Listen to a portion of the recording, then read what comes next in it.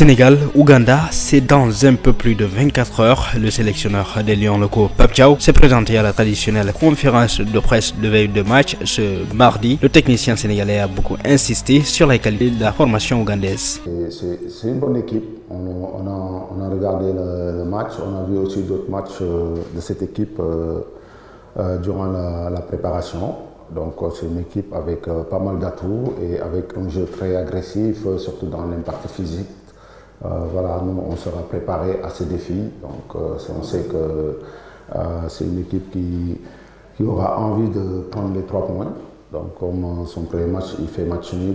Mais nous, on est là, on sait pourquoi on est là et on veut cette qualification. Et aussi, on sait que ça peut se passer par ce match. Mais on reste bien concentré et très bien respecter cette équipe qui est vraiment une très bonne équipe.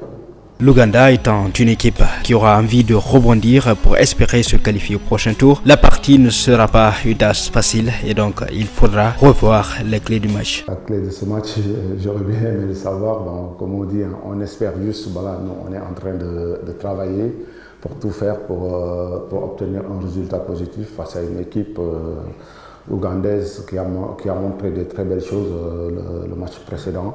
Voilà, nous on a notre plan de jeu et voilà, on fera tout pour obtenir vraiment quelque chose de positif et pour pouvoir être mieux dans la compétition et continuer dans cette lancée. Le sélectionneur Pape Thiaw, sur la question de son 11 de départ, ironise. Bon, je pense qu'il n'y a pas mieux qu'une surprise, non?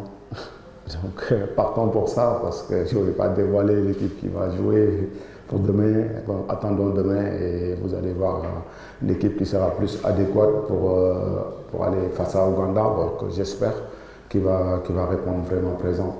Rendez-vous ce mercredi 19h GMT au stade d'Annaba du 19 mai 1956 pour le match l'opposant à l'Ouganda. Les Échos du Centre, c'est également ce match d'hier dans le groupe D. Les favoris notamment du groupe exceptionnellement composé de 3 équipes. Le Mali a failli se faire surprendre ce lundi après-midi par l'Angola justement pour son entrée à Nice dans le CHAN 2023. Très longuement dominé et malmené, les Aigles ont arrêté un match nul totalement inespéré mais complètement raté par les Palancas Negras, hyper dominateurs, notamment les premières 45 minutes. Les Angolais ont démarré fort et trouvé l'ouverture du score dès la 12e minute grâce à Depeu. Si les Maliens avaient réussi à revenir au score par l'intermédiaire d'Amidou Sinayoko à la 23e minute, Depeu lui a remis le couvert et permis à l'Angola de reprendre rapidement et très logiquement l'avantage dès la 26e minute de jeu. Au retour des vestiaires, l'Angola s'envole grâce à un but de Gilberto Jeremias et servi par Depeu à la 72e minute de jeu. Les Aiglons n'avaient pourtant pas dit leur dernier mot. Grâce au changement, les Maliens sont allés chercher le nul. D'abord, Yoro Mamadou Koulibaly a réduit l'écart à la 78e minute et puis, dans la foulée, Ousmane Koulibaly a profité d'une tergiversation de la défense angolaise pour égaliser à 3 buts partout à la 83e minute. Un superbe match qui n'aura finalement pas de vainqueur. Ainsi, tout reste donc ouvert dans ce groupe D.